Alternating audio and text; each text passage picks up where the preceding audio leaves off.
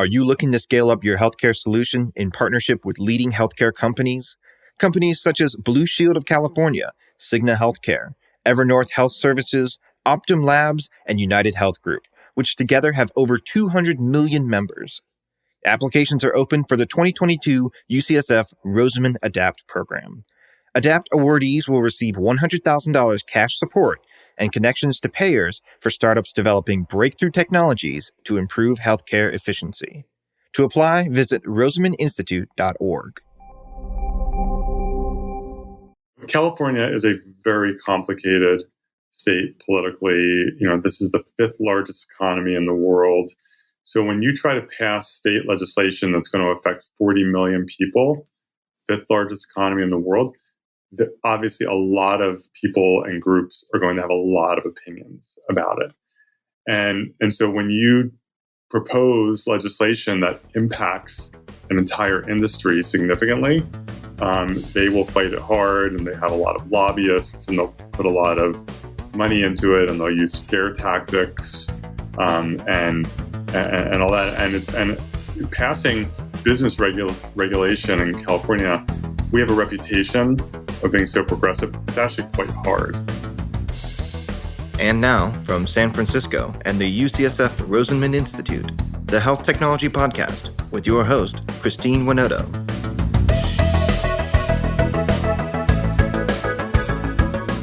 Hi, everyone. Many of you have heard me talk to guests about mental health, health insurance coverage, and addiction treatment.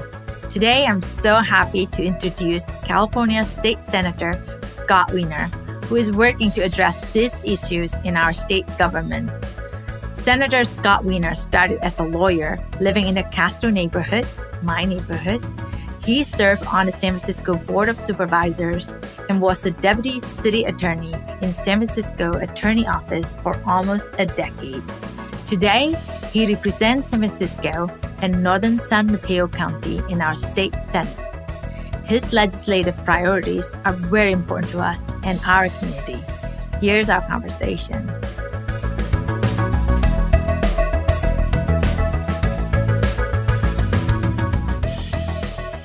Well, welcome, Senator Wiener. Thanks for joining me today.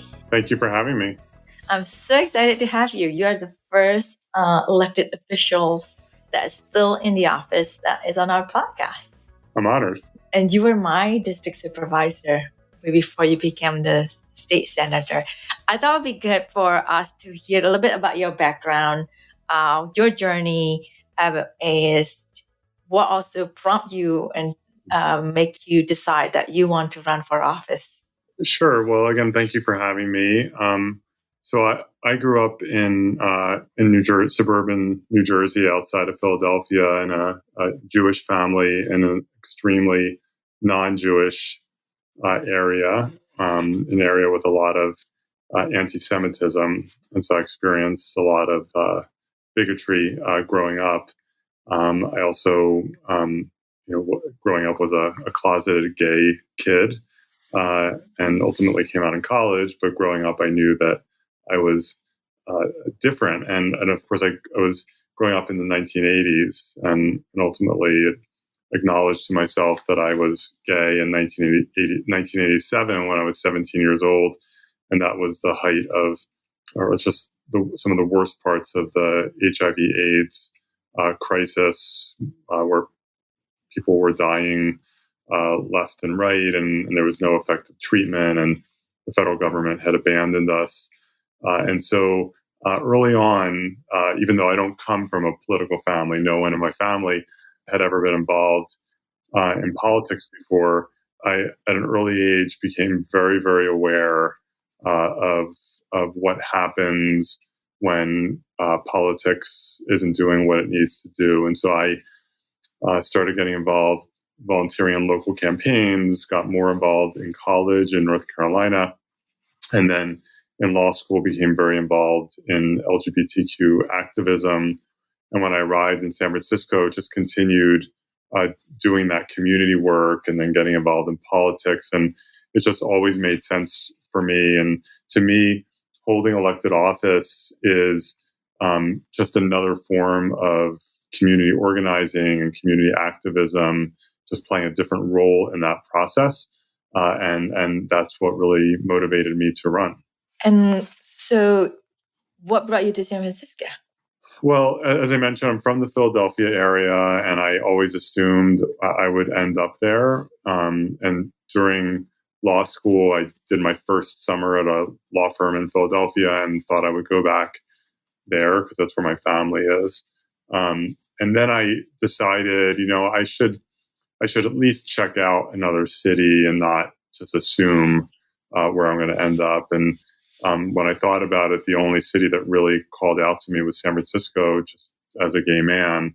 And so I spent summer of 95, my second summer of law school, at a law firm in San Francisco, and fell in love with the city immediately. It was still a hard choice to settle down 2,500 miles from my parents and my sister and the rest of my family. But my gut told me that was what to do, and I've never regretted it. Oh, that's good. So I mentioned earlier that you were district city supervisor.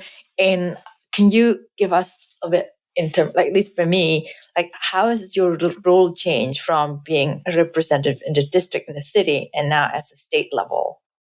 Yeah, it's very different. So when I was on the Board of Supervisors, I represented, as you know, because you live there, the Castro and Noe Valley and surrounding neighborhoods. It was the district that Harvey Milk used to represent. But you're representing 75,000 people.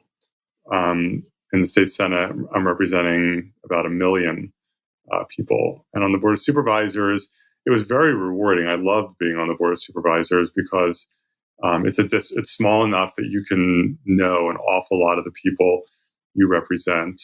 I knocked on like 15,000 doors when I ran in 2010. So that probably represents about half of the population of the district. I knocked on their doors. And when you're on the Board of Supervisors, you are so closely connected to your constituents. You're the closest.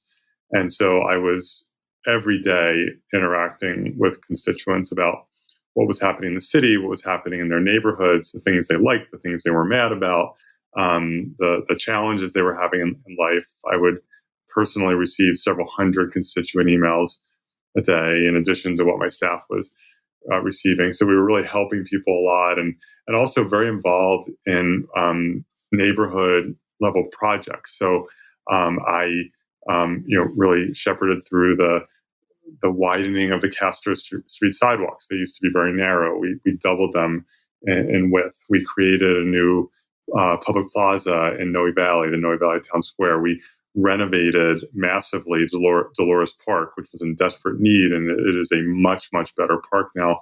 As a result, we renovated all the recreation facilities in Glen Canyon, and so on and so forth. And so that's very rewarding to work arm in arm with the community, with neighbors, to make their neighborhood better. And so that was rewarding. And then of course we did the work at City Hall, now being in the Senate, I'm representing 1 million people instead of 75,000. My district staff spend a lot of time on constituent services, so we're still helping people on a regular basis. But for me, even though I'm in the city as much as I can be, I'm in Sacramento. Probably 80% of my work is policy legislation. So that's very rewarding to be able to take on big issues and try to make a difference. But you're a little bit further away from day-to-day constituent needs. So it's which I sometimes wish I were. There are pros and cons, but it's just a very, very different role. Yeah, no, I still remember when you were our supervisor, we had our neighborhood watch meeting and you were there. So I can see that one of you, the work that you do, you're pretty close to your constituents and definitely benefit a lot from the Dolores Park and the Noe Valley Center there. As you know, we're here a lot about health technology, healthcare, and in 2020, I just want to bring it up that you author a bill that make California the national leader in mental health and substance abuse disorder care. I mean, can you tell us more about that? And why do you want to author that bill? Yeah, there was Senate Bill 855, I believe you're referring to, our mental health parity law. We have, I think, historically in this country, and I imagine elsewhere, there's been this notion that behavioral health, that mental health is somehow different than physical health. That, if you have a heart attack, or you have high blood pressure, or you break your arm, or you have asthma, that is a disease that we have to treat, and insurance needs to cover it, and it's very clear, and there's a consensus that there's a problem that has come on your body, come upon you, and needs to be treated. With mental health, and this is in part because there's been historically so little understanding around mental health, it's been viewed as not really a physical problem, that it's somehow either a moral or character failure, or you're just not strong enough, or you just need to snap out of it, or splash some water in your face and have a better attitude, or just take deep breaths, and it'll all be fine. And of course, we have known for a while, and now really know that mental health disorders are physical. It's a brain disease when you have clinical depression or anxiety or trauma, PTSD. It's no different than a physical problem, and it needs to be treated that way, instead of being viewed as just like a character failure or not being tough enough. So the mental health parity is the idea that we treat mental health the same as physical health. And just like if you show up with a broken arm or with high blood pressure, you get treatment. If you show up with depression or anxiety or another mental health challenge, you get treatment. And with this legislation, the specific problem we were trying to address, which is a huge one, is that historically, health insurance companies, health plans, have basically refused to give people either adequate mental health coverage or any. And you have insurance companies that either, like, for example, will only cover crisis mental health care. So if you're on your way to the hospital, you're having a full break, they'll cover that, but then they'll only cover it to get you like patched up and somewhat stable and out of the hospital, but then no ongoing treatment.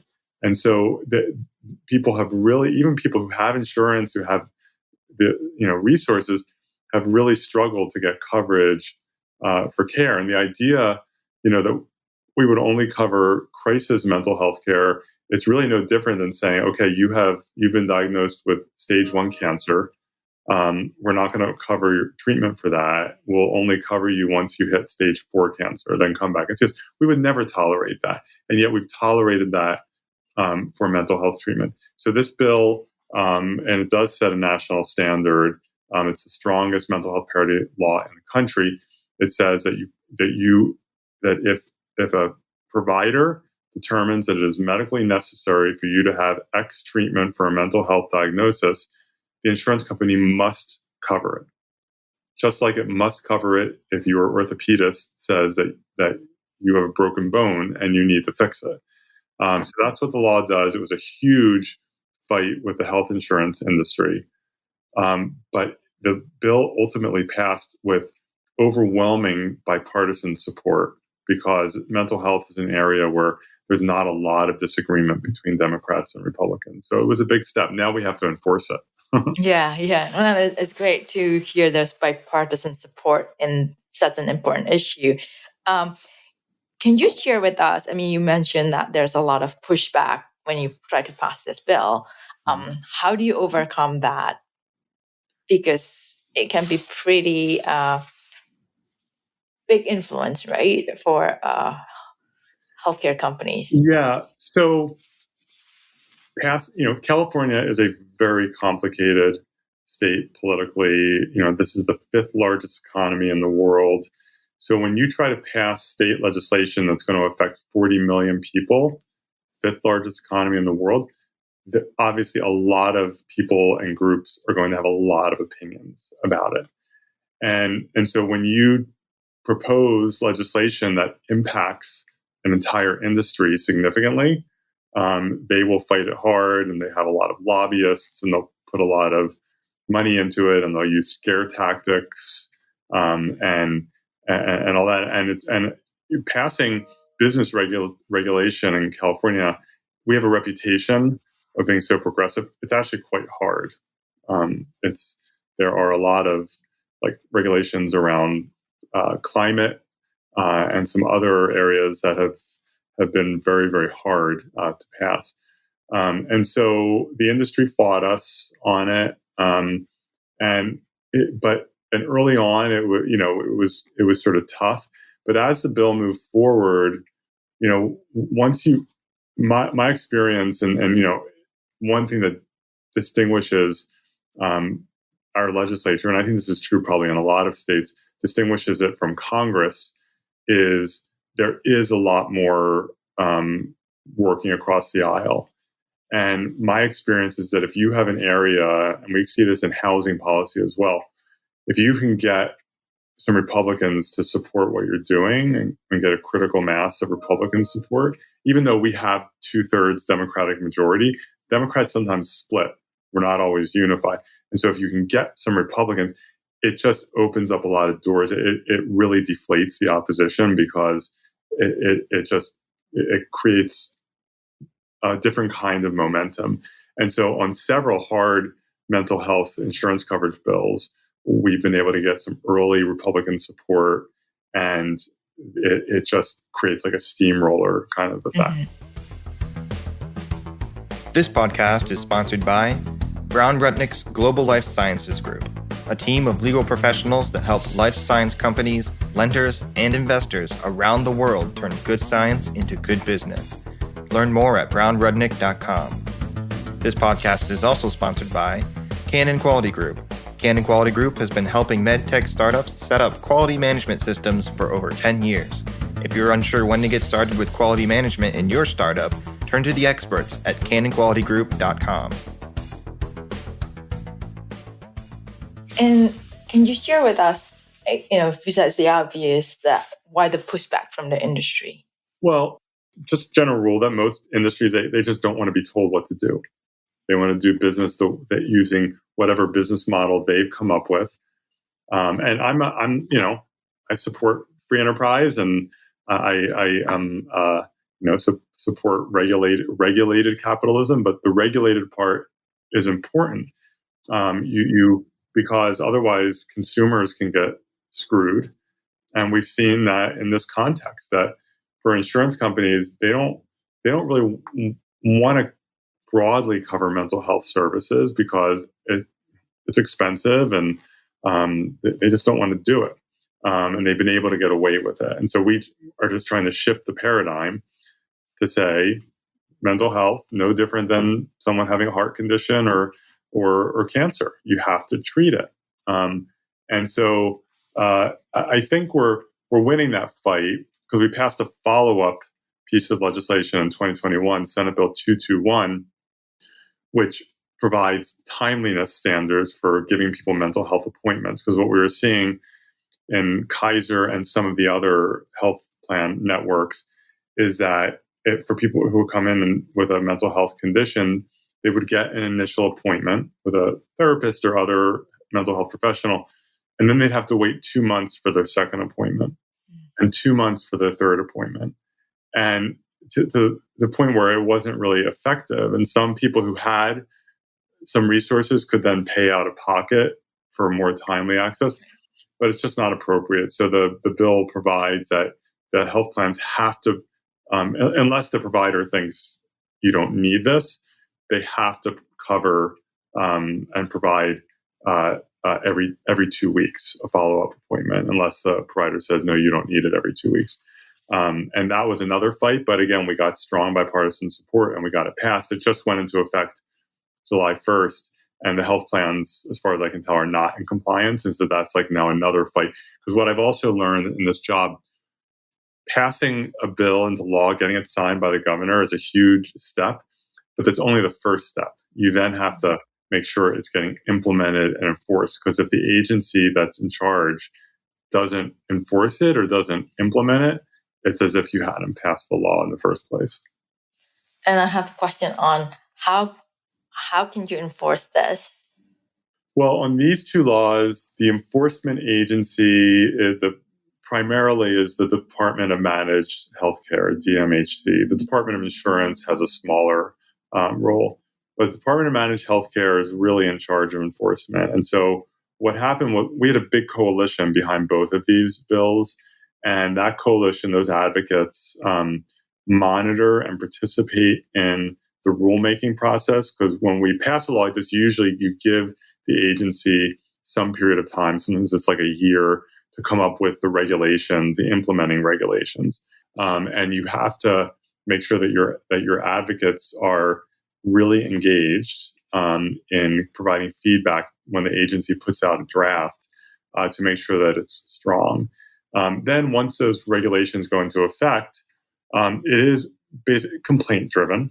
And so we always tell people and also clinicians, if an insurance company is denying coverage and it seems like it's a violation of the law, file a complaint with the Department of Managed Healthcare so that an investigation can happen.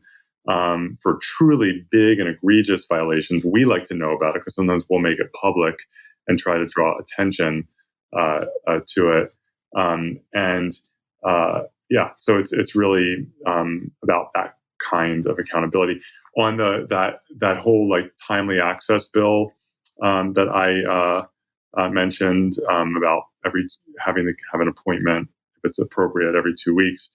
The union that represents Kaiser mental health professionals, the National Union of Healthcare Workers, they have been they're currently fighting with Kaiser about implementation, and they've authorized a strike around this. So there are different ways of addressing it. Yeah, I'm just thinking as you was listening to you, how with this bill, I mean, I know that a lot of the health plan companies are definitely paying more attention into the mental health state and looking for innovative technology. So in a way, when it's forced on them, it kind of pushed them in a way that they need to be looking into new way of delivering that care. And so more innovation come up from it. Yeah, that's true. And I think in mental health, it's really an area that's ripe for innovation because, again, the way we have delivered it in the past, I want to be clear, the insurance companies are not like the only issue, right? We need more clinicians. I think the health plans will sometimes say, oh, there's a massive shortage and we can't do it. That's not true. There is a shortage, but it's not as extreme as they say. It will be in 5 or 10 years if we don't act. And we've actually been doing a lot of work this year. I have legislation and we did work in the budget to try to expand our mental health workforce by shoring up the workforce we have, offering some more financial incentives, and a lot of them are burned out, especially with the pandemic, and then taking some steps to recruit more into the system, have more accelerated degree programs, some stipends, especially for social work programs. So, there are a number of things that we need to do. I think it's also, I mean, I don't know, based on some of people that I know who said to me that nowadays when they need to seek a therapy, they have to pay out of pocket. And that is about $200 per session. And I'm thinking, boy, this is really only people who can afford it can have this treatment. Yeah, absolutely. It's a huge inequity. If you have money, I mean, Although sometimes even people with money struggle to find a therapist Right, that too. or a psychologist who's available. But it's there's a huge inequity. One of the things that we're doing in the mental health workforce bill that I have this year is requesting a sort of licensing scope of practice study, because California is notorious in a lot of professional settings for being very protectionist in terms of out-of-state people coming in and practicing here, whether it's law or medicine, and also very rigid restrictions about who is allowed to do what. And one of the things we've been trying to do is really say in a lot of areas that health providers should be able to practice to the extent of their education. And so a few years ago, we passed legislation. It took like 20 years to get it passed, to give greater autonomy to nurse practitioners to provide, very basic care without having to be under the supervision of a physician, understanding that there are parts of the state that it's just hard to even find a physician. So giving a little more autonomy to nurse practitioners. We're allowing nurse practitioners to perform abortions, which they're trained to do because there aren't enough abortion providers in the state. In the mental health field, we have very rigid delineations between what a psychiatrist can do, what a psychologist can do, what a social worker can do, what a therapist can do, etc. And what we want to do, and also out of state really struggle if they want to move to California. It's a nightmare. And so what we want to do is do an analysis, say, are there any changes in law we can make to say, okay, we have a limited mental health workforce. How can we make sure that all of these professionals are able to deliver the behavioral health care that they're trained to do and not be arbitrarily restricted? Yeah. I mean, sometimes it baffled me when I think about, I grew up in a different country. And so listening to that, when you get a driver license, say from New Jersey, you have to get driving test again when you're in California. Kind of similar what you're saying. If you're a trained nurse, psychiatry, or a psychologist in Montana, they have to come when they want to practice in California. Why do they have to do that? Yeah, so I have a friend who lived in San Francisco for many years, and then decided to get a PhD in psychology to become a licensed clinical psychologist. And he did it out of state in Philadelphia. And then he got his license in Pennsylvania and decided that he was looking for where he wanted to ultimately settle down. And he was thinking about coming back to San Francisco. And when he looked at California's licensing transfer requirement for people who have a license out of state, he said it's so onerous. He was going to literally have to go and take classes that he had already taken and just like do really duplicative education. He said it was so onerous that he's like, I don't know how I could come back to California. And he said all these other states is much easier, really easy to transfer my license. It's like, why is California so hard? And yeah, I mean, that's my friend. He's a licensed clinical psychologist. We should want him back in California. And it's not like there's, sometimes with these anti-competitive restrictions, it's because there are, maybe too many people doing it. And so people are worried about too much competition. I mean, there's plenty of work to go around for mental health professionals. We don't have enough psychiatrists, psychologists, social work, anything. We're short everything. And so it's not like people aren't going to be able to make a living. There's plenty of work to do, and there's going to be only more because as we expand and mandate more insurance coverage, and as Medi-Cal pays for, there's just going to be more and more work to go around as we get more people into treatment. So do you think that is the next bill that you're going to author? Well, the bill that I have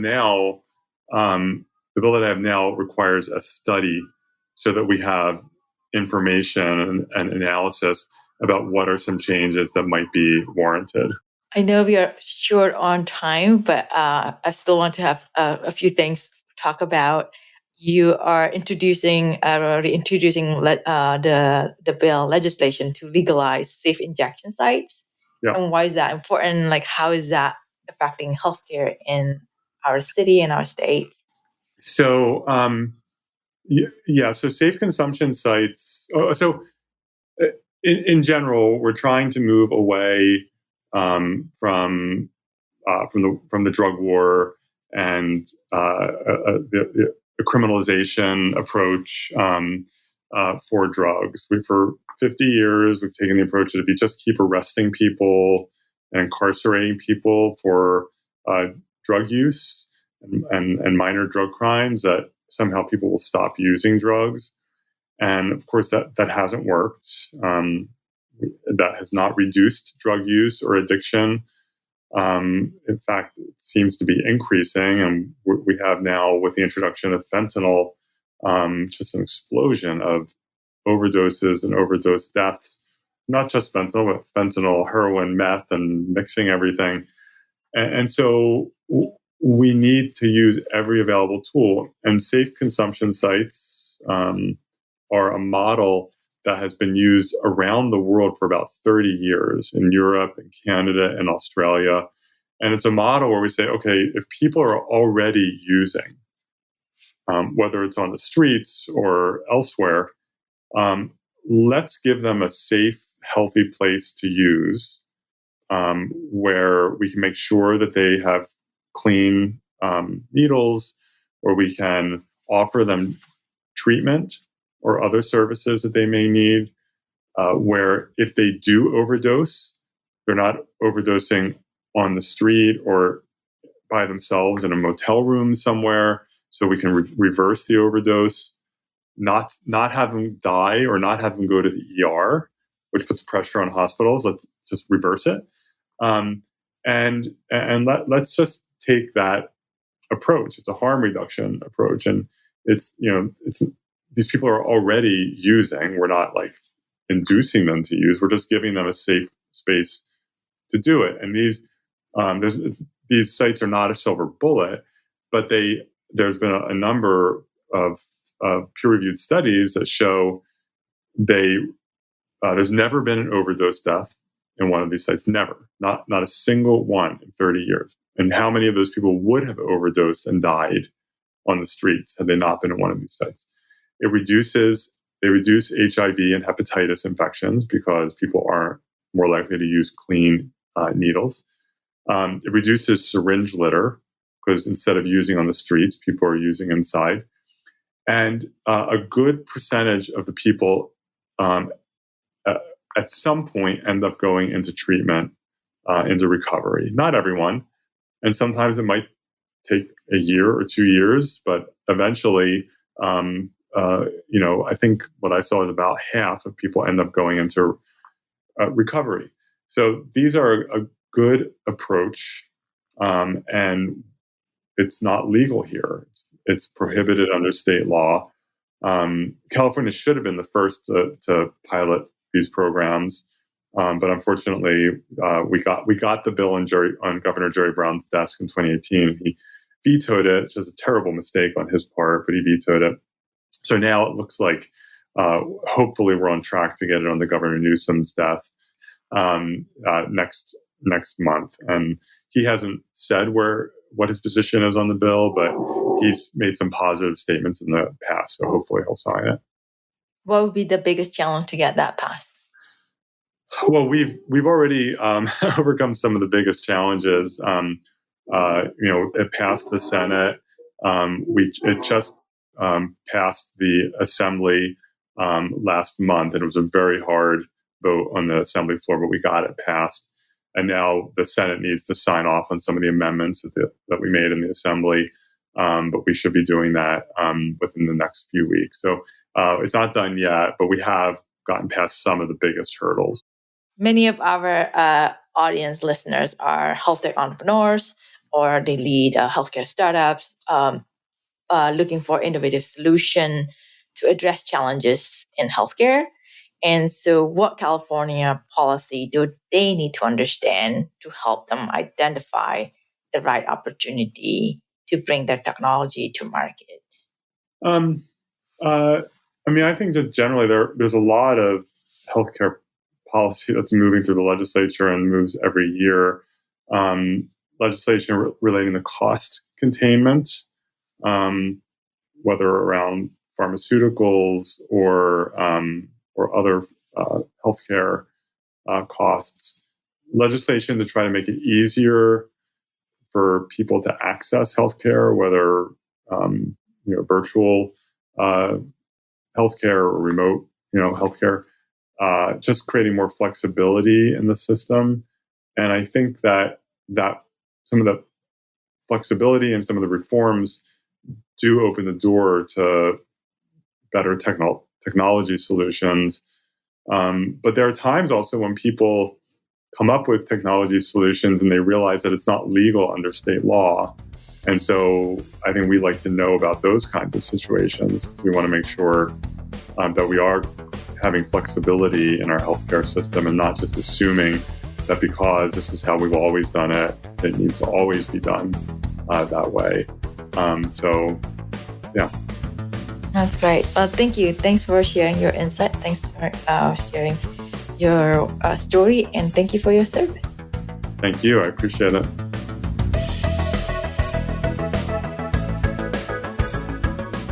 Thank you for listening to another episode of the Health Technology Podcast. We want to thank our executive producer, Herminio Neto, and our podcast engineer, Andrew Rojek. If you enjoyed this podcast, be sure to subscribe and leave a review. The Health Technology Podcast is available on all major platforms.